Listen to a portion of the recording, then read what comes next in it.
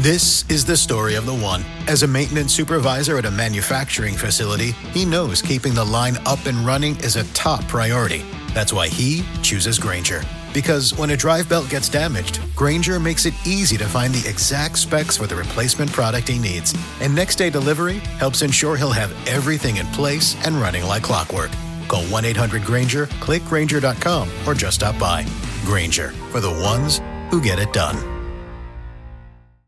It's KFI AM 640, and you're listening to The Conway Show on demand on the iHeartRadio app.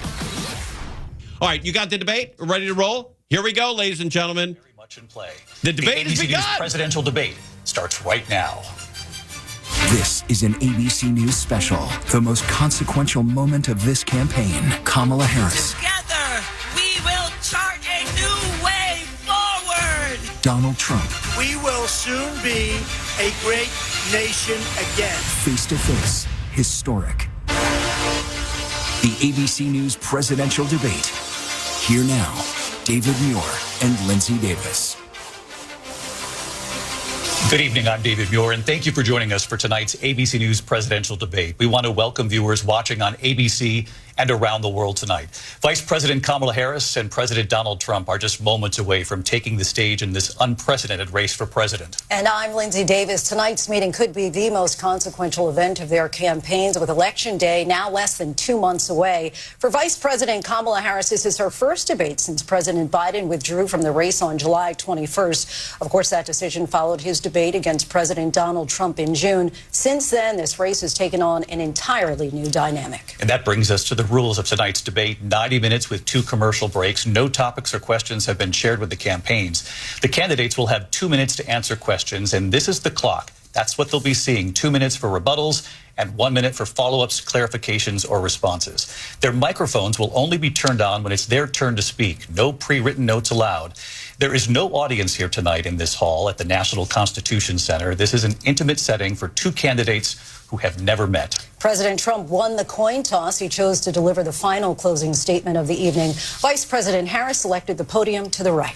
So let's now welcome the candidates to the stage. Vice President Kamala Harris and President Donald Trump.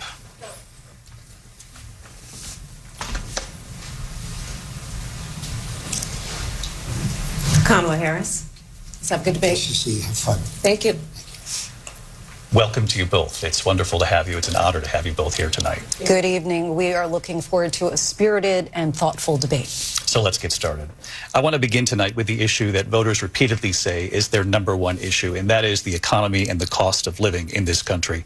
Vice President Harris, you and President Trump were elected 4 years ago, and your opponent on the stage here tonight often asks his supporters, are you better off than you were 4 years ago? When it comes to the economy, do you believe Americans are better off than they were 4 years ago? So I was raised as a middle-class kid, and I am actually the only person on this stage who has a plan that is about lifting up the middle class and working people of America. I believe in the ambition, the aspirations, the dreams of the American people. And that is why I imagine and have actually a plan to build what I call an opportunity economy. Because here's the thing. We know that we have a shortage of homes and housing, and the cost of housing is too expensive for far too many people. We know that young families need support to raise their children, and I intend on extending a tax cut for those families of $6,000, which is the largest child tax credit that we have given in a long time, so that those young families can afford to buy a crib, buy a car seat, buy clothes for their children. My passion, one of them, is small businesses. My mother raised my sister and me, but there was a woman who helped raise us. We call her our second mother. She was a small business owner. I love our small businesses. My plan is to give a $50,000 tax deduction to start up small businesses, knowing they are part of the backbone of America's economy. My opponent, on the other hand, his plan is to do what he has done before, which is to provide a tax cut for billionaires and big corporations, which will result in $5 trillion to America's deficit. My opponent has a plan that I call the Trump's sales tax, which would be a 20% tax on everyday goods that you rely on to get through the month. Economists have said that Trump sales tax would actually result for middle-class families in about $4,000 more a year because of his policies and his ideas about what should be the backs of middle-class people paying for tax cuts for billionaires. President Trump, I'll give you 2 minutes. First of all, I have no sales tax. That's an incorrect statement. She knows that. We're doing tariffs on other countries. Other countries are going to finally, after 75 years, pay us back for all that we've done for the world. And the tariff will be substantial in some cases. I took in billions and billions of dollars, as you know, from China. In fact, they never took the tariff off because there was so much money they can't. It would totally destroy everything that they've set out to do. They're taking in billions of dollars from China and other places. They've left the tariffs on. When I had it, I had tariffs, and yet I had no inflation. Look, we've had a terrible economy because inflation which is really known as a country buster. It breaks up countries. We have inflation like very few people have ever seen before, probably the worst in our nation's history. We were at 21%, but that's being generous because many things are 50, 60, 70, and 80% higher than they were just a few years ago. This has been a disaster for people, for the middle class, but for every class. On top of that, we have millions of people pouring into our country from prisons and jails, from mental institutions and insane asylums, and they're coming in and they're taking jobs that are occupied right now by African Americans and Hispanics, and also unions. Unions are going to be affected very soon. And you see what's happening. You see what's happening with towns throughout the United States. You look at Springfield, Ohio. You look at Aurora in Colorado. They are taking over the towns. They're taking over buildings. They're going in violently. These are the people that Xi and Biden led into our country, and they're destroying our country. They're dangerous. They're at the highest level of criminality, and we have to get them out. We have to get them out fast. I created one of the greatest economies in the history of our country. I'll do it again and even better. We are going to get to immigration and border security during this debate, but I would like to let Vice President Harris respond on the economy here. Well, I would love to. Let's talk about what Donald Trump left us. Donald Trump left us the worst unemployment since the Great Depression. Donald Trump left us the worst public health epidemic in a century. Donald Trump left us the worst attack on our democracy since the Civil War. And what we have done is clean up Donald Trump's mess. What we have done and what I intend to do is build on what we know are the aspirations and the hopes of the American people. But I'm going to tell you all in this debate tonight, you're going to hear from the same old tired playbook, a bunch of lies, grievances, and name-calling. What you're going to hear tonight is a detailed and dangerous plan called Project 2025 that the former president intends on implementing if he were elected again. I believe very strongly that the American people want a president who understands the importance of bringing us together, knowing we have so much more in common than what separates us. And I pledge to you to be a president for all Americans. President Trump will give you a minute here to respond. Number one, I have nothing to do, as you know, and as she knows better than anyone, I have nothing to do with Project 2025. That's out there. I haven't read it. I don't want to read it purposely. I'm not going to read it. This was a group of people that got together. They came up with some ideas, I guess some good, some bad, but it makes no difference. I have nothing to do. Everybody knows I'm an open book. Everybody knows what I'm going to do. Cut taxes very substantially and create a great economy like I did before. We had the greatest economy. We got hit with a pandemic, and the pandemic was not since 1917, where 100 million people died, has there been anything like it. We did a phenomenal job with the pandemic. We handed them over a country where the economy and where the stock market was higher than it was before the pandemic came in. Nobody's ever seen anything like it. We made ventilators for the entire world. We got gowns, we got masks, we did things that nobody thought possible. And people give me credit for rebuilding the military. They give me credit for a lot of things, but not enough credit for the great job we did with the pandemic. But the only jobs they got were bounce back jobs. These were jobs bounced back, and it bounced back and it went to their benefit. But I was the one that created them. They know it, and so does everybody else. Vice President Harris, I'll let you respond. So Donald Trump has no plan for you. And when you look at his economic plan, it's all about tax breaks for the richest people. I am offering what I describe as an opportunity economy. And the best economists in our country, if not the world, have reviewed our relative plans for the future of America. What Goldman Sachs has said is that Donald Trump's plan would make the economy worse. Mine would strengthen the economy. What the Wharton School has said is Donald Trump's plan would actually explode the deficit. 16 Nobel laureates have described his economic plan as something that would increase inflation and by the middle of next year would invite a recession. You just have to look at where we are and where we stand on the issues. And I'd invite you to know that Donald Trump actually has no plan for you because he is more interested in defending himself than he is in looking out for you.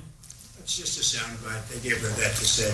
Look, I went to the Wharton School of Finance, and many of those professors, the top professors, think my plan is a brilliant plan. It's a great plan. It's a plan that's going to bring up our worth, our value as a country. It's going to make people want to be able to go and work and create jobs and create a lot of good, solid money for our country. And just to finish off, she doesn't have a plan. She copied Biden's plan, and it's like 4 sentences, like run, spot, run. 4 sentences that are just, oh, we'll try and lower taxes.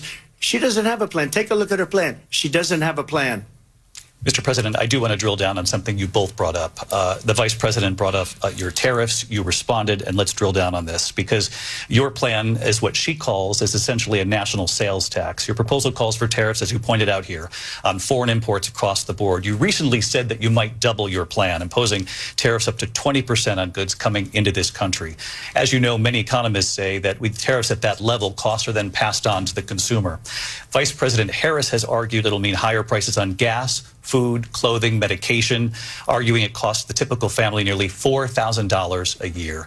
Do you believe Americans can afford higher prices because of tariffs? They're not going to have higher prices. What's going to have, and who's going to have higher prices, is China and all of the countries that have been ripping us off for years. I was the only president ever.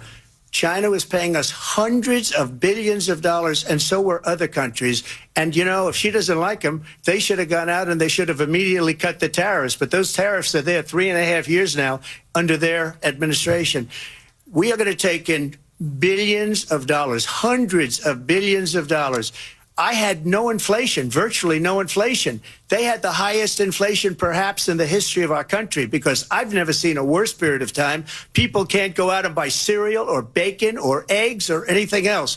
The people of our country are absolutely dying with what they've done. They've destroyed the economy. And all you have to do is look at a poll. The polls say 80 and 85 and even 90% that the Trump economy was great, that their economy was terrible. Vice President Harris, I do want to ask for your response, and you heard what the president said there, because the Biden administration did keep a number of the Trump tariffs in place. So how do you respond?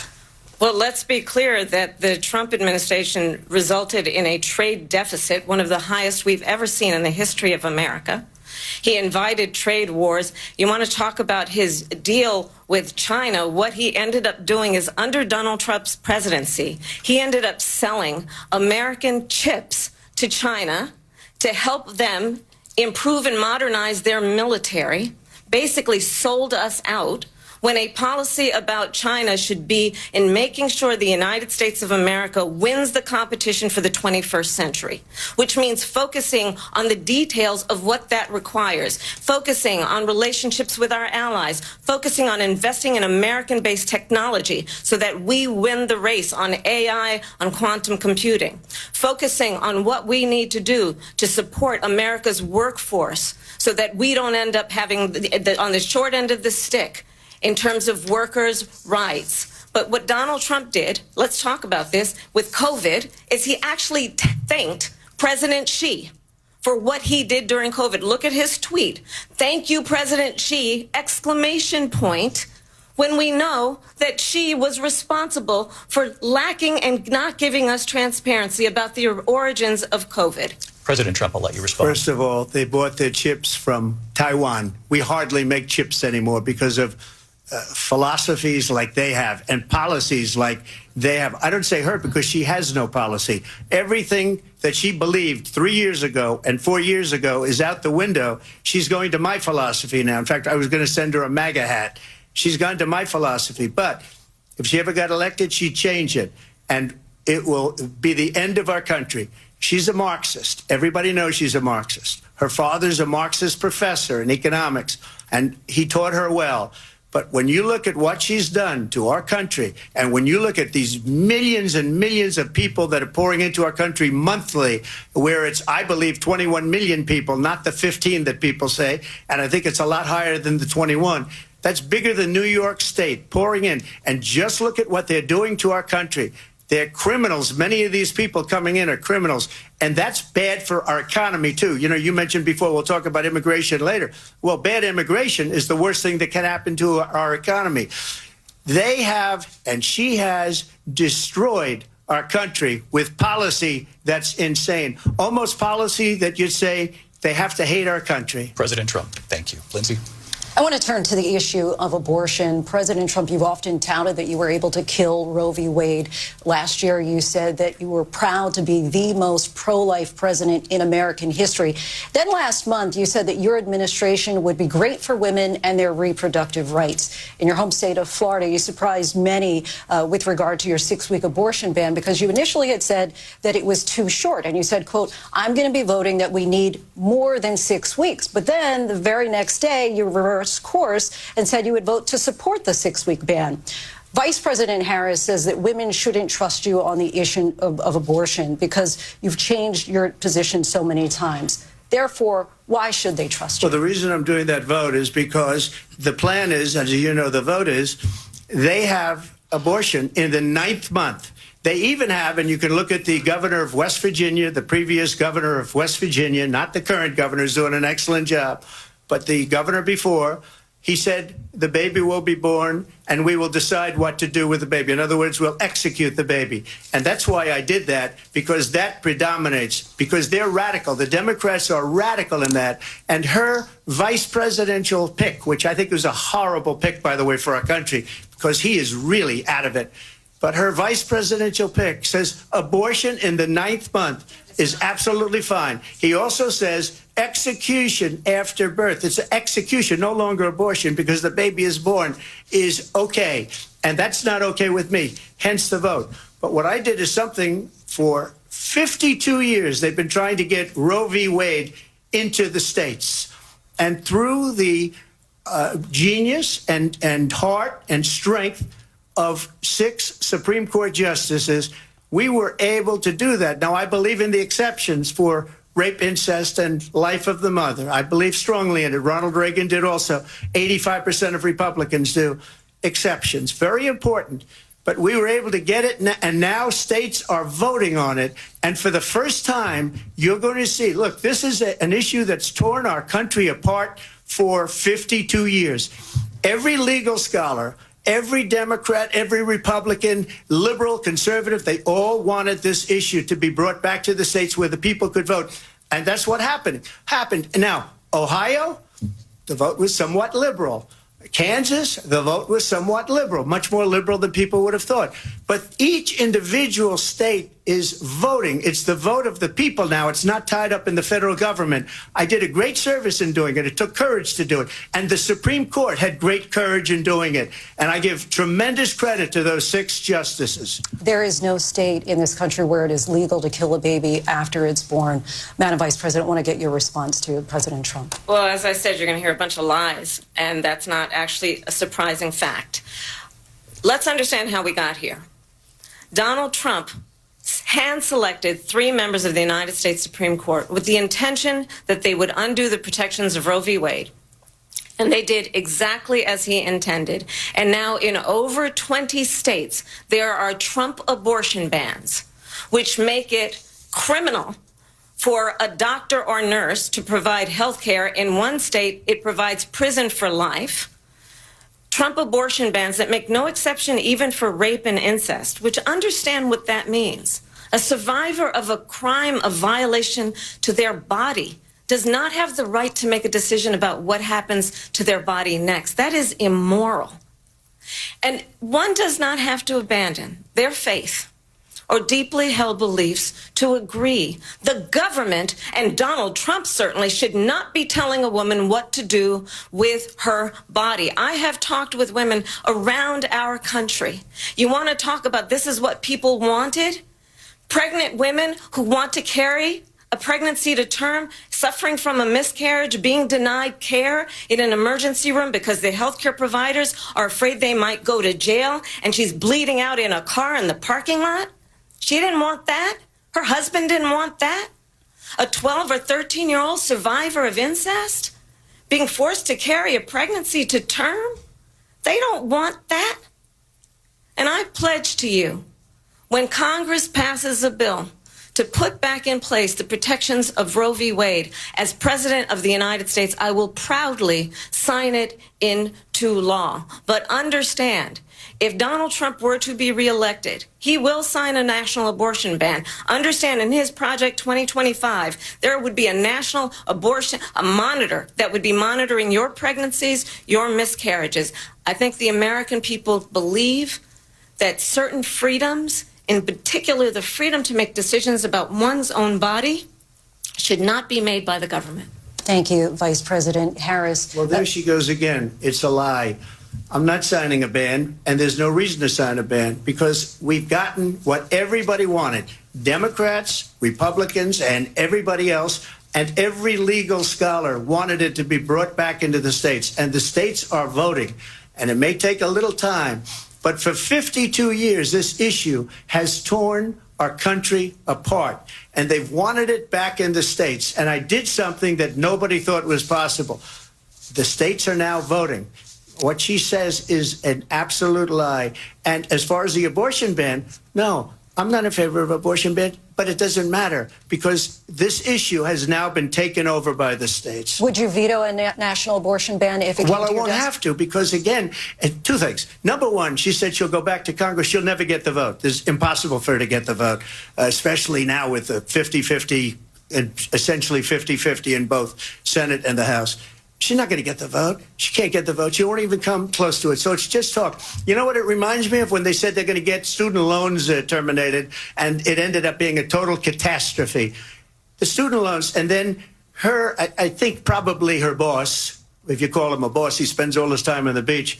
But look, her boss went out and said, we'll do it again. We'll do it a different way. And he went out, got rejected again by the Supreme Court. So all these students got taunted with this whole thing about this whole idea, and how unfair that would have been. Part of the reason they lost, to the millions and millions of people that had to pay off their student loans. They didn't get it for free, but they were saying it's the same way that they talked about that they talk about abortion. But if I could just get a yes or no, because your running mate, J.D. Vance, has said that you would veto it if it did come to your desk. Well, I didn't discuss it with J.D. In all fairness, J.D., and I don't mind if he has a certain view, but I think he was speaking for me, but I really didn't.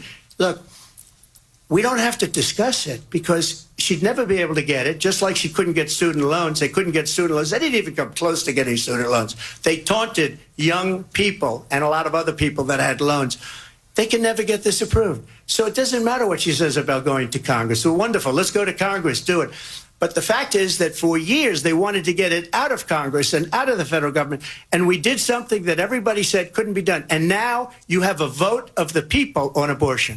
Vice President Harris, I want to give you your time to respond, but I do want to ask, would you support any restrictions on a woman's right to an abortion? I absolutely support reinstating the protections of Roe v. Wade. And as you rightly mentioned, nowhere in America is a woman carrying a pregnancy to term and asking for an abortion. That is not happening. It's insulting to the women of America. And understand what has been happening under Donald Trump's abortion bans. Couples who pray and dream of having a family are being denied IVF treatments. What is happening in our country? Working people, working women who are working 1 or 2 jobs, who can barely afford childcare as it is, have to travel to another state to get on a plane sitting next to strangers to go and get the health care she needs. barely can afford to do it, and what you are putting her through is unconscionable. And the people of America have not, the majority of Americans believe in a woman's right to make decisions about her own body, and that is why in every state where this issue has been on the ballot, in red and blue states both, the people of America have voted for freedom. Vice President Harris, excuse me, I have to respond. Another lie. It's another lie. I have been a leader on IVF, which is fertilization. The IVF, I have been a leader. In fact, when they got a very negative decision on IVF from the Alabama courts, I saw the people of Alabama and the legislature 2 days later voted it in. I've been a leader on it. They know that, and everybody else knows it. I have been a leader on fertilization, IVF. And the other thing, you should ask, will she allow abortion in the 8th month, 9th month, 7th month? Come on. Okay, would you do that? Why don't you ask her that question? Why don't you answer the question? Would you because veto? Under Roe v. Wade, answer the question, would you veto? You could do abortions in the 7th month, the 8th month, the 9th month, not true. and probably after birth. Just look at the former governor of Virginia. The governor of Virginia said, we put the baby aside and then we determine what we want to do with the baby. President Trump, thank you. We're going to turn now to immigration and border security. We know it's an issue that's important to Republicans, Democrats, voters across the board in this country. Vice President Harris, you were tasked by President Biden with getting to the root causes of migration from Central America. We know that illegal border crossings reached a record high in the Biden administration. This past June, President Biden imposed tough new asylum restrictions. We know the numbers since then have dropped significantly. But my question to you tonight is, why did the administration wait until 6 months before the election to act? And would you have done anything differently from President Biden on this? So I'm the only person on this stage who has prosecuted transnational criminal organizations for the trafficking of guns, drugs, and human beings. And let me say that the United States Congress, including some of the most conservative members of the United States Senate, came up with a border security bill which I supported. And that bill would have put 1,500 more border agents on the border to help those folks who are working there right now overtime trying to do their job. It would have allowed us to stem the flow of fentanyl coming into the United States. I know there are so many families watching tonight who have been personally affected by the surge of fentanyl in our country. That bill would have put more resources to allow us to prosecute transnational criminal organizations for trafficking in guns, drugs, and human beings. But you know what happened to that bill? Donald Trump got on the phone, called up some folks in Congress, and said, kill the bill. And you know why? Because he'd prefer to run on a problem instead of fixing a problem. And understand, this comes at a time where the people of our country actually need a leader who engages in solutions, who actually addresses the problems at hand. But what we have in the former president is someone who would prefer to run on a problem instead of fixing a problem. And I'll tell you something, he's going to talk about immigration a lot tonight, even when it's not the subject that is being raised. And I'm going to actually do something really unusual, and I'm going to invite you to attend one of Donald Trump's rallies, because it's a really interesting thing to watch. You will see during the course of his rallies, he talks about fictional characters like Hannibal Lecter. He will talk about windmills cause cancer. And what you will also notice is that people start leaving his rallies early out of exhaustion and boredom. And I will tell you, the one thing you will not hear him talk about is you. You will not hear him talk about your needs, your dreams, and your desires. And I'll tell you, I believe you deserve a president who actually puts you first, and I pledge to you that I will. Vice President Harris, thank you. President Trump, on that point, I want to get your response. Well, I would like to respond. Let me just ask, though, why did you try to kill that bill, and successfully so? That would have put thousands of additional agents and officers on the border. First, let me respond as to the rallies. She said people start leaving. People don't go to her rallies. There's no reason to go. And the people that do go, she's bussing them in and paying them to be there, and then showing them in a different light. So she can't talk about that. People don't leave my rallies. We have the biggest rallies, the most incredible rallies in the history of politics. That's because people want to take their country back. Our country is being lost. We're a failing nation. And it happened 3.5 years ago. And what's going on here, you're going to end up in World War III, just to go into another subject. what they have done to our country by allowing these millions and millions of people to come into our country, and look at what's happening to the towns all over the United States. And a lot of towns don't want to talk. It's not going to be Aurora or Springfield. A lot of towns don't want to talk about it because they're so embarrassed by it. In Springfield, they're eating the dogs, the people that came in. They're eating the cats. They're eating the pets of the people that live there. And this is what's happening in our country, and it's a shame. As far as rallies are concerned, as far as the reason they go is they like what I say. They want to bring our country back. They want to make America great again. It's a very simple phrase, make America great again. She's destroying this country, and if she becomes president, this country doesn't have a chance of success. Not only success, we'll end up being Venezuela on steroids. I just want to clarify here. You bring up Springfield, Ohio, and ABC News did reach out to the city manager there. He told us there had been no credible reports of specific claims of pets being harmed, injured, or abused by individuals within the immigrant community. Well, I've seen people on television. Let me just say here, this is the people on television say my dog was taken and used for food. So maybe he said that, and maybe that's a good thing to say for a city manager. I'm not taking this from television. But the people on television saying their dog was eaten by the people that went there. Again, the Springfield city manager says there's no evidence of that. Vice President Harris, I'll let you respond to the rest of what you've heard.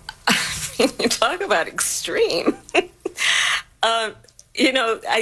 This is, I think, one of the reasons why in this election, I actually have the endorsement of 200 Republicans who have formerly worked with President Bush, Mitt Romney, and John McCain, including the endorsement of former Vice President Dick Cheney and Congress member Liz Cheney.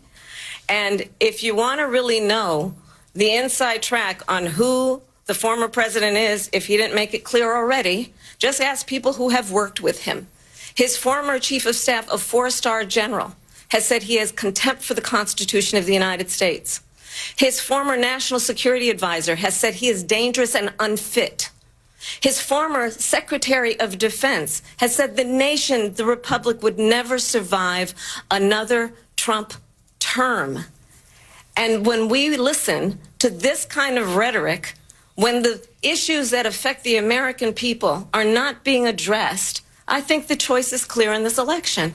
President Trump, I'll give you a quick minute to respond here. Thank you, because when I hear that, see, I'm a different kind of a person. I fired most of those people. Not so graciously. They did bad things or a bad job. I fired them. They never fired one person. They didn't fire anybody having to do with Afghanistan and the Taliban and the 13 people whose were just killed, viciously and violently killed. And I got to know the parents and the family. They didn't fire. They should have fired all those generals, all those top people, because that was one of the most incompetently handled situations anybody has ever seen. So when somebody does a bad job, I fire him. And you take a guy like Esper. He was no good. I fired him. So he writes a book. Another one writes a book. Because with me, they can write books. With nobody else can they. But they have done such a poor job, and they never fire anybody. Look at the economy. Look at the inflation. They didn't fire any of their economists. They have the same people. That's a good way not to have books written about you. But just to finish, I got more votes than any Republican in history by far. In fact, I got more votes than any president, sitting president in history by far. Let me continue on immigration. It was what you wanted to talk about earlier, so let's get back to your deportation proposal that the vice president has reacted to as well. President Trump, you call this the largest domestic deportation operation in the history of our country. You say you would use the National Guard. You say if things get out of control, you'd have no problem using the U.S. military. Police, yes. You also said you would use local police. How would you deport 11 million undocumented immigrants? I know you believe that number is much higher. Take us through this. What does this look like? Will authorities be going door to door in this country? Yeah, it is much higher because of them. They allowed criminals, many, many millions of criminals. They allowed terrorists. They allowed common street criminals. They allowed people to come in, drug dealers, to come into our country. And they're now in the United States and told by their countries like Venezuela, don't ever come back or we're going to kill you. Do you know that crime in Venezuela and crime in countries all over the world is way down?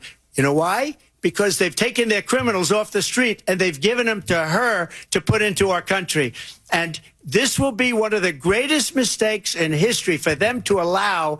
And I think they probably did it because they think they're going to get votes, but it's not worth it because they're destroying the fabric of our country by what they've done. There's never been anything done like this at all. They've destroyed the fabric of our country. Millions of people let in, and all over the world, crime is down all over the world except here. Crime here is up and through the roof. Despite their fraudulent statements that they made, crime in this country is through the roof. And we have a new form of crime. It's called migrant crime. And it's happening at levels that nobody thought possible. President Trump, as you know, the FBI says overall violent crime is actually coming down in this country. But Vice Excuse me, President the FBI they were defrauding statements. They didn't include the worst cities. They didn't include the cities with the worst crime. It was a fraud, just like their number of 818,000 jobs that they said they created turned out to be a fraud. President Trump, thank you. I'll let you respond, Vice President Harris. Well, I think this is so rich, coming from someone who has been prosecuted for national security crimes, economic crimes, election interference, has been found liable for sexual assault, and his next big court appearance is in November at his own criminal sentencing. And let's be clear where each person stands on the issue of what is important about respect for the rule of law and respect for law enforcement. The former vice president called for defunding federal law enforcement, 45,000 agents, get this, on the day after he was arraigned on 34 felony counts. So let's talk about what is important in this race. It is important that we move forward, that we turn the page on this same old tired rhetoric and address the needs of the American people, address what we need to do about the housing shortage, which I have a plan for, address what we must do to support our small businesses, address bringing down the price of groceries. But frankly, the American people are exhausted with this same old tired playbook. Vice President Harris, thank you. Excuse me. Every one of those cases was started by them against their political opponent. And I'm winning most of them, and I will win the rest on appeal. And you saw that with the decision that came down just recently from the Supreme Court. I'm winning most of them. But those are cases, it's called weaponization. Never happened in this country. They weaponized the Justice Department. Every one of those cases was involved with the DOJ, from Atlanta and Fani Willis to the Attorney General of New York and the DA in New York, every one of those cases. And then they say, oh, he's a criminal. They're the ones that made them go after me. By the way, Joe Biden was found essentially guilty on the documents case. And what happened in my documents case? They said, oh, that's the toughest of them all. A complete and total victory. 2 months ago, it was thrown out. It's weaponization, and they used it, and it's never happened in this country. They used it to try and win an election. They're fake cases. President Trump, thank you. A really quick response here, Vice President Harris, on this notion of weaponization of the Justice Department. Well, let's talk about extreme and understand the context in which this election in 2024 is taking place. The United States Supreme Court recently ruled that the former president would essentially be immune from any misconduct if he were to enter the White House again. Understand, this is someone who has openly said he would terminate, I'm quoting, terminate the Constitution of the United States, that he would weaponize the Department of Justice against his political enemies. Someone who has openly expressed disdain for members of our military. Understand what it would mean if Donald Trump were back in the White House with no guardrails, because certainly we know now the court won't stop him. We know J.D. Vance is not going to stop him. It's up to the American people Vice President to stop Harris, him. Thank you. Lindsay? Vice President Harris, in your last run for president. This is the one that weaponized, not me. She weaponized. I probably took a bullet to the head because of the things that they say about me. They talk about democracy. I'm a threat to democracy. They're the threat to democracy with a fake Russia investigation we do have a lot that to get, went nowhere. We have a lot to get to. Lindsay? Vice President Harris, in your last run for president, you said you wanted to ban fracking. Now you don't. You wanted mandatory government buyback programs for assault weapons. Now your campaign says you don't. You supported decriminalizing border crossings. Now you're taking a harder line. I know you say that your values have not changed. So then why have so many of your policy positions changed? So my values have not changed, and I'm going to discuss every one of at least every point that you've made. But in particular, let's talk about fracking because we're here in Pennsylvania. I made that very clear in 2020. I will not ban fracking. I have not banned fracking as Vice President of the United States. And in fact, I was the tie-breaking vote on the Inflation Reduction Act, which opened new leases for fracking. My position is that we have got to invest in diverse sources of energy so we reduce our reliance on foreign oil. We have had the largest increase in domestic oil production in history because of an approach that recognizes that we cannot over-rely on foreign oil. As it relates to my values, let me tell you, I grew up a middle-class kid raised by a hardworking mother who worked and saved and was able to buy our first home when I was a teenager. The values I bring to the importance of home ownership, knowing not everybody got handed $400 million on a silver platter and then filed bankruptcy 6 times, is a value that I bring to my work to say we are going to work with the private sector and home builders to increase 3 million homes, increase by 3 million homes by the end of my first term. My work that is related to having a friend when I was in high school who was sexually assaulted by her stepfather. And my focus then on protecting women and children from violent crime is based on a value that is deeply grounded in the importance of standing up for those who are most vulnerable. My work that is about protecting Social Security and Medicare is based on long-standing work that I have done, protecting seniors from scams. My values have not changed. And what is important is that there is a president who actually brings values and a perspective that is about lifting people up and not beating people down and name-calling. The true measure of the leader is the leader who actually understands the strength is not in beating people down, it's in lifting people up. I intend to be that president. President Trump, your response? First of all, I wasn't given $400 million. I wish I was. My father was a Brooklyn builder, Brooklyn, Queens, and a great father, and I learned a lot from him. But I was given a fraction of that, a tiny fraction, and I built it into many, many billions of dollars, many, many billions. And when people see it, they are even surprised. So we don't have to talk about that. Fracking, she's been against it for 12 years. Defund the police, she's been against that forever. She gave all that stuff up very wrongly, very horribly, and everybody's laughing at it, okay? They're all laughing at it. She gave up at least 12 and probably 14 or 15 different policies. Like, she was big on defund the police. In Minnesota, she went out, wait a minute, I'm talking now, if you don't mind, please. Does that sound familiar? She went out in Minnesota and wanted to let criminals that killed people, that burned down Minneapolis, she went out and raised money to get them out of jail.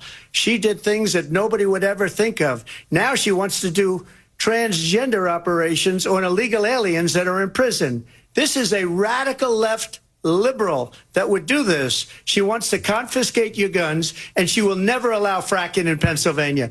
If she won the election, fracking in Pennsylvania will end on day one. Just to finish one thing, so important in my opinion. So I got the oil business going like nobody has ever done before. When they took over, they got rid of it, started getting rid of it, and the prices were going up the roof. They immediately let these guys go to where they were. I would have been 5 times, 4 times, 5 times higher, because you're talking about 3.5 years ago. They got it up to where I was because they had no choice, because the prices of energy were quadrupling and doubling. You saw what happened to gasoline. So they said, let's go back to Trump. But if she won the election, the day after that election, they'll go back to destroying our country, and oil will be dead, fossil fuel will be dead. We'll go back to windmills, and we'll go back to solar, where they need a whole desert to get some energy to come out. You ever see a solar plant? By the way, I'm a big fan of solar, but they take 400, 500 acres of desert President soil. Trump, we have a These lot are of not good issues things that we for the have to get environment, to. as We're she out of time. understands. Thank you. Lindsay, thank you. We have an election in just 56 days. And I want to talk about the peaceful transfer of power, which, of course, we all know is a cornerstone of our democracy, and the role of a president in a moment of crisis. Mr. President, on January 6th, you told your supporters to march to the Capitol. You said you would be right there with them. The country and the world saw what played out at the Capitol that day, the officers coming under attack. Aides in the West Wing say you watched it unfold on television off the Oval Office. You did send out tweets, but it was more than 2 hours before you sent out that video message telling your supporters to go home. Is there anything you regret about what you did on that day?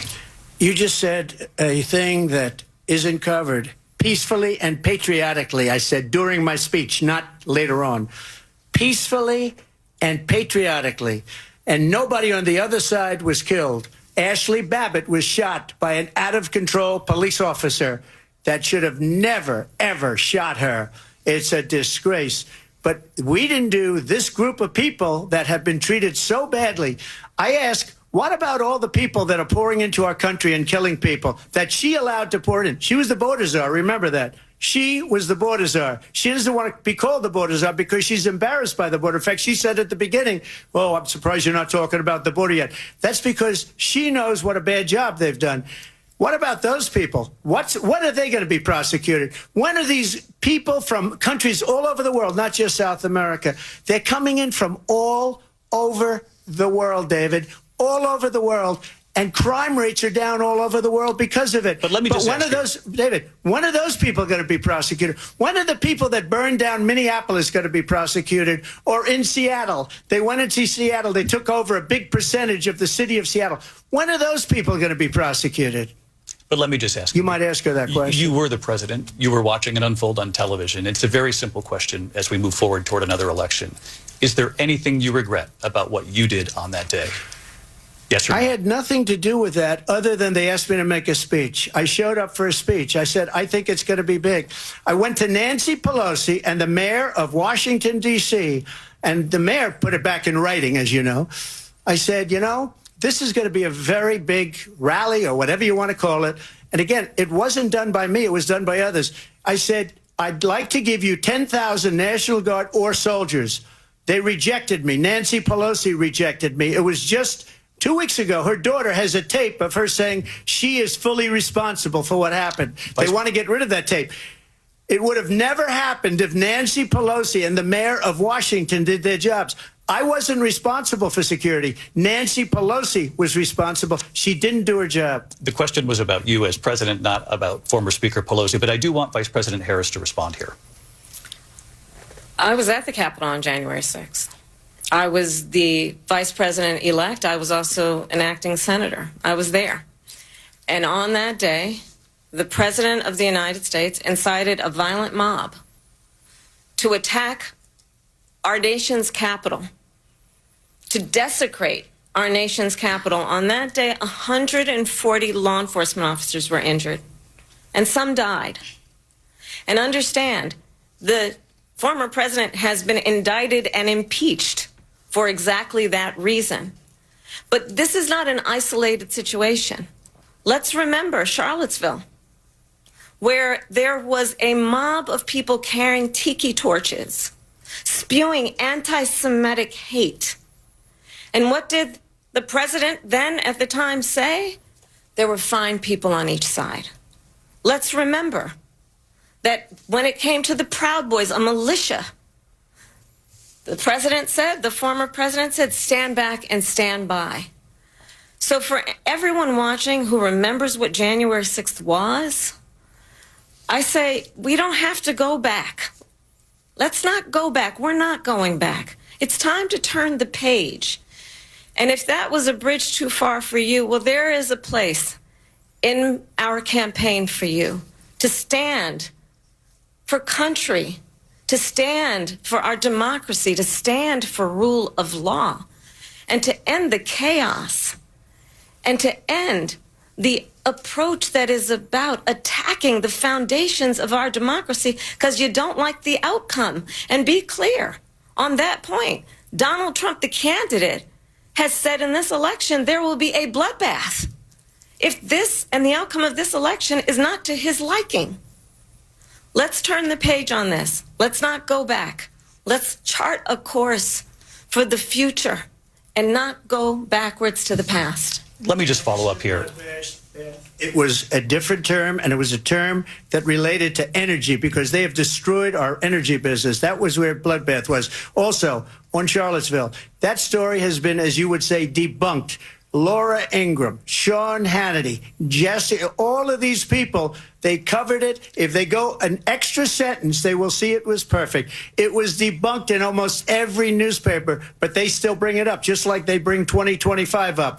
They bring all of this stuff up. I ask you this. You talk about the Capitol. Why are we allowing these millions of people to come through on the southern border? How come she's not doing anything? And I'll tell you what I would do, and I would be very proud to do it.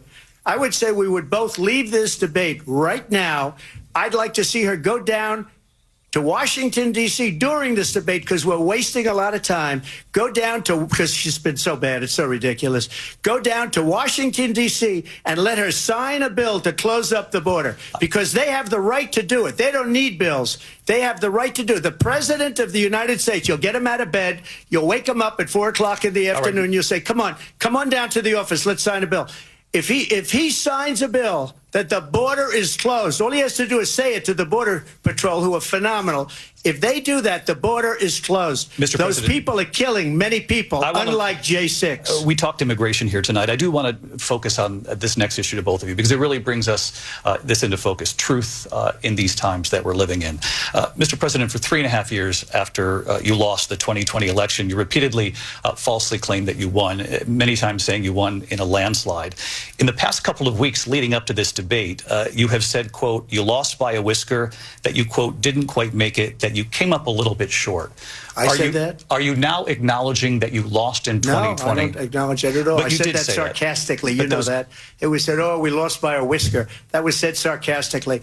Look, there's so much proof. All you have to do is look at it. And they should have sent it back to the legislatures for approval. I got almost 75 million votes, the most votes any sitting president has ever gotten. I was told if I got 63, which was what I got in 2016, you can't be beaten. The election, people should never be thinking about it. An election is fraudulent. We need two things. We need walls. And we have to have it. We have to have borders, and we have to have good elections. Our elections are bad. And a lot of these illegal immigrants coming in, they're trying to get them to vote. They can't even speak English. They don't even know what country they're in practically. And these people are trying to get them to vote. And that's why they're allowing them to come into our country. I did watch all of these pieces of video. I didn't detect the sarcasm, lost by a whisker. We didn't quite make it. And we should just point out here as clarification, and you know this, you and your allies, 60 cases in front of many judges, many of them Republican. No judge looked at it. And said they said we didn't have standing. That's the other thing.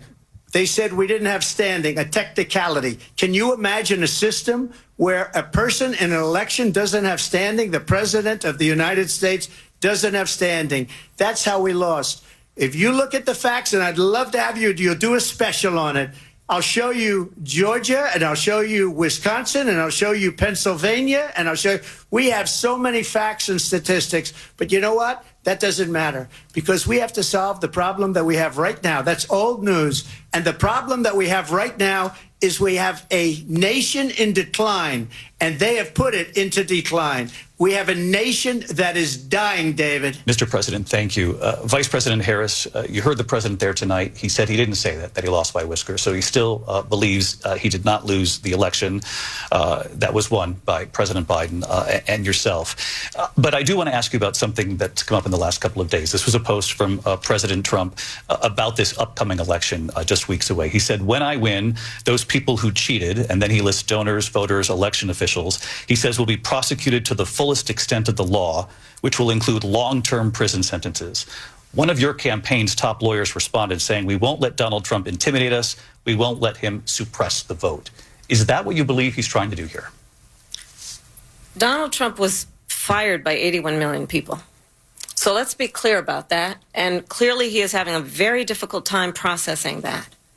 But we cannot afford to have a president of the United States who attempts, as he did in the past, to upend the will of the voters in a free and fair election. And I'm going to tell you that I have traveled the world as Vice President of the United States, and world leaders are laughing at Donald Trump. I have talked with military leaders, some of whom worked with you, and they say you're a disgrace.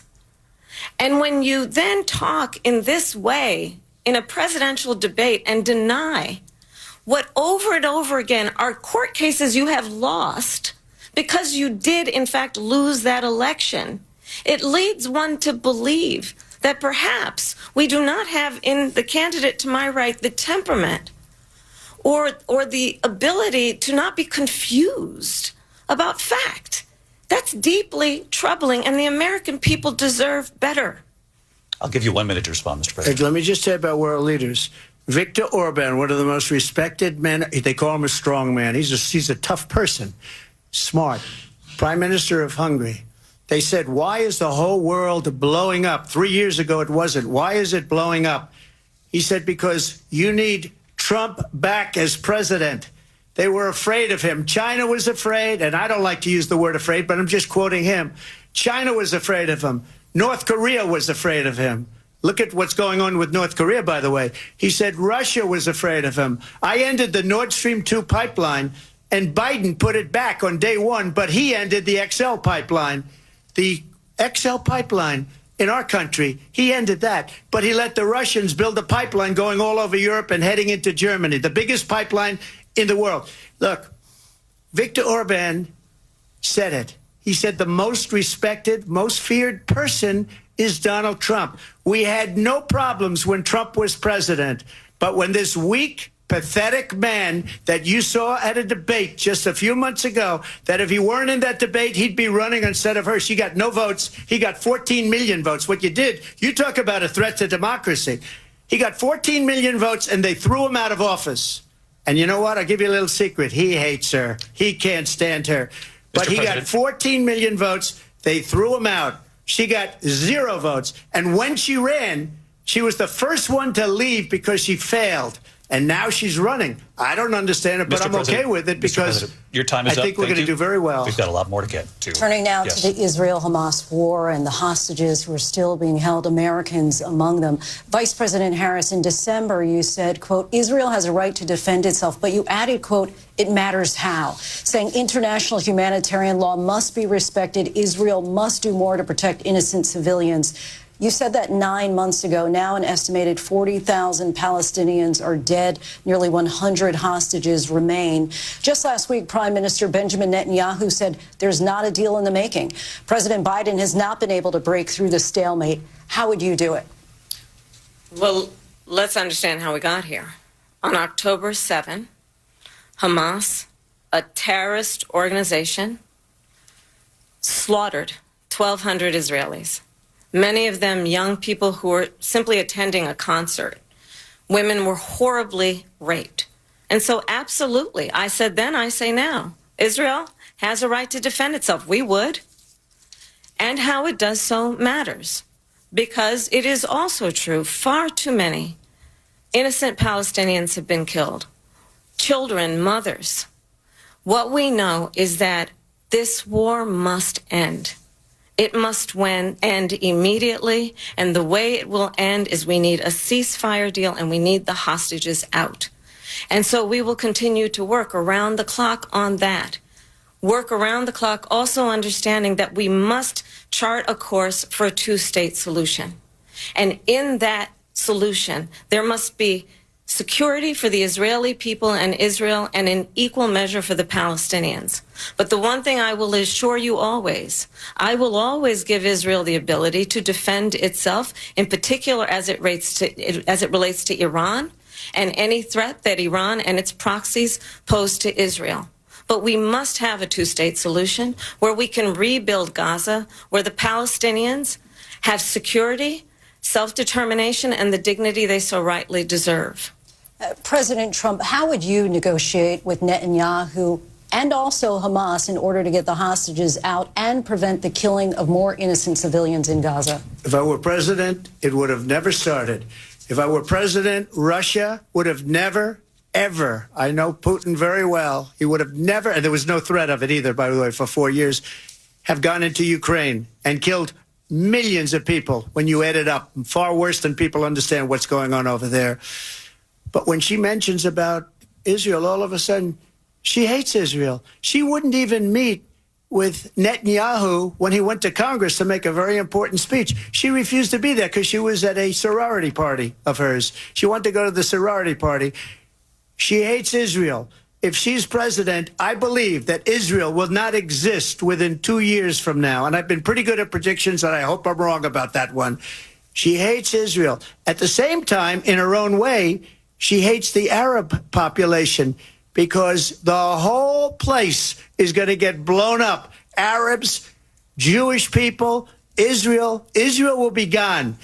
It would have never happened. Iran was broke under Donald Trump. Now Iran has $300 billion because they took off all the sanctions that I had. Iran had no money for Hamas or Hezbollah or any of the 28 different spheres of terror. And they are spheres of terror, horrible terror. They had no money. It was a big story, and you know it. You covered it very well, actually. They had no money for terror. They were broke. Now they're a rich nation, and now what they're doing is they're spreading that money around.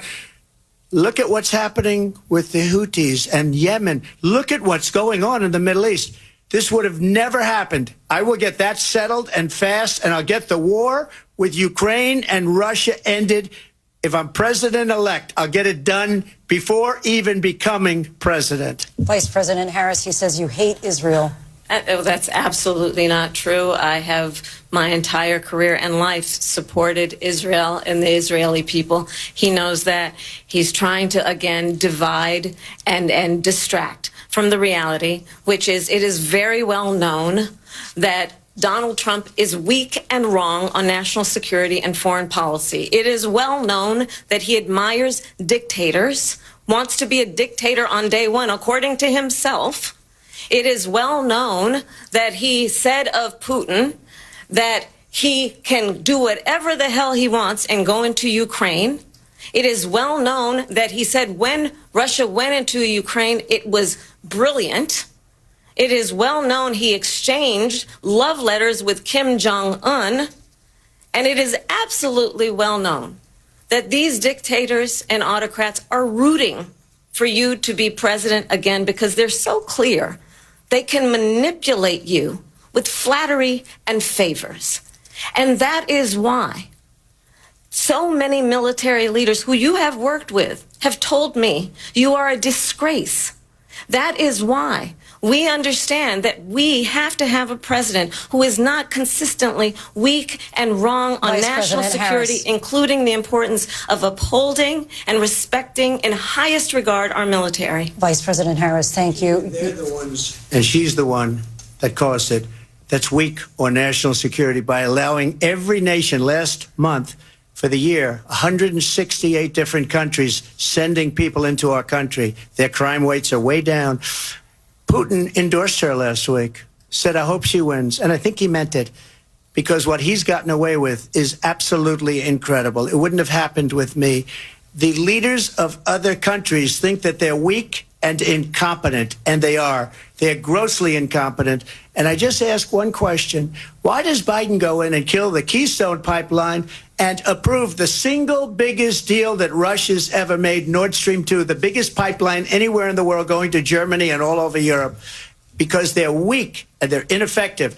And Biden, by the way, President gets paid Trump, a lot of money. Thank you. We have a lot of issues to get to. We'll be right back with much more of this historic ABC News presidential debate from the National. You've been listening to the ABC News presidential debate simulcast on KFI AM 640, HD2, Los Angeles and Orange County. You're listening to Tim Conway Jr. on demand from KFI AM 640. You're listening to the ABC News presidential debate simulcast here on KFI. In just a moment, we'll be returning to the presidential debate between former President Trump and Vice President Kamala Harris, and we will continue until its end, which should be about 7:40 or so. Now let's return to the debate. into this conflict. Mr. President, it has been the position of the Biden administration that we must defend Ukraine from Russia, from Vladimir Putin, to defend their sovereignty, their democracy, that it's in America's best interest to do so, arguing that if Putin wins, he may be emboldened to move even further into other countries. You have said you would solve this war in 24 hours. You said so just before the break tonight. How exactly would you do that? And I want to ask you a very simple question tonight. Do you want Ukraine to win this war? I want the war to stop. I want to save lives that are being uselessly, people being killed by the millions. It's the millions. It's so much worse than the numbers that you're getting, which are fake numbers. Look, we're in for 250 billion or more because they don't ask Europe, which is a much bigger beneficiary to getting this thing done than we are. They're in for $150 billion less because Biden and you don't have the courage to ask Europe like I did with NATO. They paid billions and billions, hundreds of billions of dollars when I said, either you pay up or we're not going to protect you anymore. So that's maybe one of the reasons they don't like me as much as they like weak people. But you take a look at what's happening. We're in for 250 to 275 billion. They're into 100 to 150. They should be forced to equalize. With that being said, I want to get the war settled. I know Zelensky very well, and I know Putin very well. I have a good relationship, and they respect your president, okay? They respect me. They don't respect Biden. How would you respect him? Why? For what reason? He hasn't even made a phone call in 2 years to Putin, hasn't spoken to anybody. They don't even try and get it. That is a war that's dying to be settled. I will get it settled before I even become president. If I win, when I'm president-elect, and what I'll do is I'll speak to one, I'll speak to the other, I'll get them together. That war would have never happened. And in fact, when I saw Putin after I left, unfortunately left because our country has gone to hell. But after I left, when I saw him building up soldiers, he did it after I left. I said, oh, he must be negotiating. It must be a good, strong point of negotiation. Well, it wasn't, because Biden had no idea how to talk to him. He had no idea how to stop it. And now you have millions of people dead, and it's only getting worse, and it could lead to World War III. Don't kid yourself, David. We're playing with World War III, and we have a president that we don't even know if he's... Where is our president? We don't even know if he's a president. And just to clarify they threw him out of a campaign like a dog. We don't even know. Is he our president? But we have a president, Mr. President, that doesn't know he's alive. Your time is up. Just to clarify in the question, do you believe it's in the U.S. best interest for Ukraine to win this war, yes or no? I think it's the U.S. best interest to get this war finished and just get it done. All right. Negotiate a deal, because we have to stop all of these human lives from being destroyed. I want to take this to Vice President Harris. I want to get your thoughts on support for Ukraine in this moment, but also as Commander-in-Chief, if elected, how would you deal with Vladimir Putin, and would it be any different from what we're seeing from President Biden?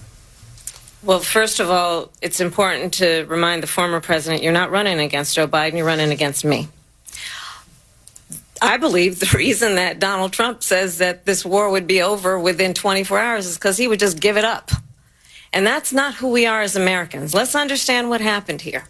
I actually met with Zelensky a few days before Russia invaded, tried through force to change territorial boundaries, to defy one of the most important international rules and norms, which is the importance of sovereignty and territorial integrity. And I met with President Zelensky. I shared with him American intelligence about how he could defend himself. Days later, I went to NATO's eastern flank, to Poland and Romania.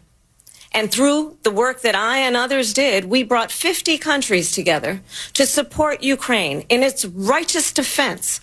And because of our support, because of the air defense, the ammunition, the artillery, the javelins, the Abrams tanks that we have provided, Ukraine stands as an independent and free country. If Donald Trump were president, Putin would be sitting in Kyiv right now. And understand what that would mean, because Putin's agenda is not just about Ukraine. Understand why the European allies and our NATO allies are so thankful that you are no longer president, and that we understand the importance of the greatest military alliance the world has ever known, which is NATO, and what we have done to preserve the ability of Zelensky and the Ukrainians to fight for their independence. Otherwise, Putin would be sitting in Kyiv with his eyes on the rest of Europe, starting with Poland. And why don't you tell the 800,000 Polish Americans right here in Pennsylvania how quickly you would give up for the sake of favor and what you think is a friendship with what is known to be a dictator who would eat you for lunch. Vice President Harris, thank you. We've heard from both of you on Ukraine tonight. Afghanistan came up in the last hour. I wanted her to respond to something you said earlier, and I'll give you a minute here. Putin would be sitting in Moscow, and he wouldn't have lost 300,000 men and women, but he would have been sitting in Moscow. Quiet, please. He would have been sitting in Moscow much happier than he is right now. But eventually, you know, he's got a thing that other people don't have. He's got nuclear weapons. They don't ever talk about that. He's got nuclear weapons. Nobody ever thinks about that. And eventually, maybe he'll use them, and maybe he hasn't been that threatening. But he does have that, something we don't even like to talk about. Nobody likes to talk about it. But just so you understand, they sent her to negotiate peace before this war started. 3 days later, he went in and he started the war because everything they said was weak and stupid. Vice President, private health care options, but what we need to do is maintain and grow the Affordable Care Act. But I'll get to that, Lindsay. I just need to respond to a previous point that the former president has made. I've made very clear my position on fracking. And then this business about taking everyone's guns away. Tim Walz and I are both gun owners. We're not taking anybody's guns away. So stop with the continuous lying about this stuff. As it relates to the Affordable Care Act, understand, just look at the history to know where people stand. When Donald Trump was president, 60 times he tried to get rid of the Affordable Care Act. 60 times. I was a senator at the time when I will never forget the early morning hours when it was up for a vote in the United States Senate. And the late, great John McCain, who you have disparaged as being, you don't like him, you said at the time, because he got caught. He was an American hero. The late, great John McCain, I will never forget that night, walked onto the Senate floor and said, no, you don't. No, you don't. No, you don't get rid of the Affordable Care Act. You have no plan. And what the Affordable Care Act has done is eliminate the ability of insurance companies to deny people with pre-existing conditions. I don't have to tell the people watching tonight, you remember what that was like? Remember when an insurance company could deny if a child had asthma, if someone was a breast cancer survivor, if a grandparent had diabetes? And thankfully, as I've been vice president and we over the last 4 years have strengthened the Affordable Care Act, we have allowed for the first time Medicare to negotiate drug prices on behalf of you, the American people. Donald Trump said he was going to allow Medicare to negotiate drug prices. He never did. We did. And now we have capped the cost of insulin at $35 a month. Since I've been vice president, we have capped the cost of prescription medication for seniors at $2,000 a year. And when I am president, we will do that for all people, understanding that the value I bring to this is that access to health care should be a right and not just a privilege of those who can afford it. And the plan has to be to strengthen the Affordable Care Act, not get rid of it. Vice President Harris, in terms of where Donald Trump stands on that. I want to move to an issue that's important for a lot of... She made a mistake. Number one, John McCain fought Obamacare for 10 years. But it wasn't only him. It were all of the Democrats that kept it going. And you know what? We can do much better than Obamacare, much less money. But she won't improve private insurance for people, private medical insurance.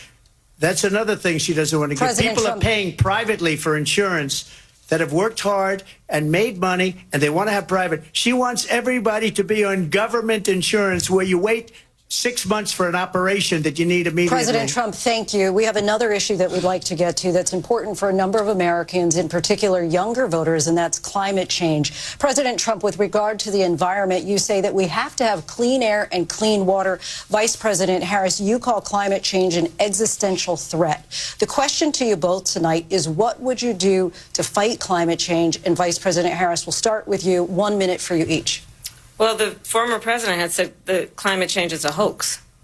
And what we know is that it is very real. You ask anyone who lives in a state who has experienced these extreme weather occurrences who now is either being denied home insurance or it's being jacked up. You ask anybody who has been the victim of what that means in terms of losing their home, having nowhere to go. We know that we can actually deal with this issue. The young people of America care deeply about this issue. And I am proud that as Vice President over the last 4 years, we have invested $1 trillion in a clean energy economy while we have also increased domestic gas production to historic levels. We have created over 800,000 new manufacturing jobs while I have been Vice President. We have invested in clean energy to the point that we are opening up factories around the world. Donald Trump said he was going to create manufacturing jobs. He lost manufacturing jobs. And I'm also proud to have the endorsement of the United Auto Workers and Sean Fain, who also know that part of building a clean energy economy includes investing in American-made products, American automobiles. It includes growing what we can do around American manufacturing and opening up auto plants, not closing them like happened under Donald Trump. Vice President Harris, thank you. That didn't happen under Donald Trump. Let me just tell you, they lost 10,000 manufacturing jobs this last month. It's going, they're all leaving. They're building big auto plants in Mexico, in many cases owned by China. They're building these massive plants, and they think they're going to sell their cars into the United States because of these people. What they have given to China is unbelievable. But we're not going to let that. We'll put tariffs on those cars so they can't come into our country, because they will kill the United Auto Workers and any auto worker, whether it's in Detroit or South Carolina or any other place. What they've done to business and manufacturing in this country is horrible. We have nothing because they refuse. You know, Biden doesn't go after people because supposedly China paid him millions of dollars. He's afraid to do it. Between him and his son, they get all this money from Ukraine. They get all this money from all of these different countries. And then you wonder, why is he so loyal to this one, that one, Ukraine, China? Why is he? Why did he get $3.5 million from the mayor of Moscow's wife? Why did she pay him $3.5 million? This is a crooked administration, and they're selling our country down the tubes. President Trump, thank you. Thank you. We'll be right back with closing statements from both of our candidates. An historic night, this ABC News presidential debate. You've been listening to the ABC News presidential debate simulcast here on KFI. You're listening to Tim Conway Jr. on demand from KFI AM 640. Mokel here. You've been listening to the ABC News presidential debate simulcast here on KFI. We're waiting for the candidates to return. They'll probably give their closing statements at this point. Because of a coin flip, former President Trump will will go last.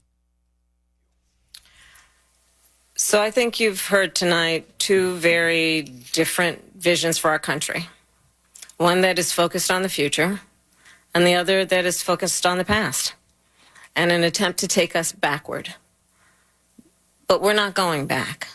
And I do believe that the American people know we all have so much more in common than what separates us, and we can chart a new way forward.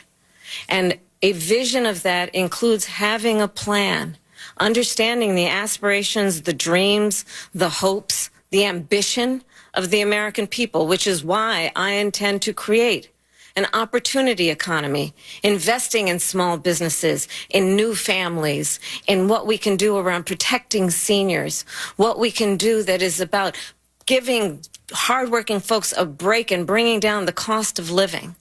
I believe in what we can do together that is about sustaining America's standing in the world and ensuring that we have the respect that we so rightly deserve, including respecting our military and ensuring we have the most lethal fighting force in the world. I will be a president that will protect our fundamental rights and freedoms, including the right of a woman to make decisions about her own body and not have her government tell her what to do. I'll tell you, I started my career as a prosecutor. I was a DA, I was an attorney general, a United States senator, and now vice president. I've only had one client, the people.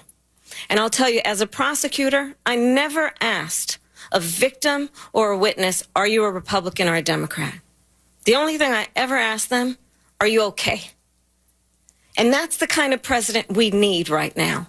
someone who cares about you and is not putting themselves first. I intend to be a president for all Americans and focus on what we can do over the next 10 and 20 years to build back up our country by investing right now in you, the American people. Vice President Harris, thank you. President Trump? So she just started by saying she's going to do this, she's going to do that, she's going to do all these wonderful things. Why hasn't she done it? She's been there for 3.5 years. They've had 3.5 years to fix the border. They've had 3.5 years to create jobs and all the things we talked about. Why hasn't she done it? She should leave right now, go down to that beautiful White House, go to the Capitol, get everyone together and do the things you want to do, but you haven't done it and you won't do it because you believe in things that the American people don't believe in. You believe in things like we're not going to frack. We're not going to take fossil fuel. We're not going to do things that are going to make this country strong, whether you like it or not. Germany tried that, and within 1 year, they were back to building normal energy plants. We're not ready for it. We can't sacrifice our country for the sake of bad vision. But I just ask one simple question. Why didn't she do it? We're a failing nation. We're a nation that's in serious decline. We're being laughed at all over the world. All over the world, they're laughed. I know the leaders very well. They're coming to see me. They call me. We're laughed at all over the world. They don't understand what happened to us as a nation. We're not a leader. We don't have any idea what's going on. We have wars going on in the Middle East. We have wars going on with Russia and Ukraine. We're going to end up in a third world war, and it'll be a war like no other because of nuclear weapons, the power of weaponry. I rebuilt our entire military. She gave a lot of it away to the Taliban. She gave it to Afghanistan. What these people have done to our country, and maybe toughest of all, is allowing millions of people to come into our country. Many of them are criminals, and they're destroying our country. The worst president, the worst vice president in the history of our country. President Trump, thank you. And that is our ABC News presidential debate from here in Philadelphia at the National Constitution Center.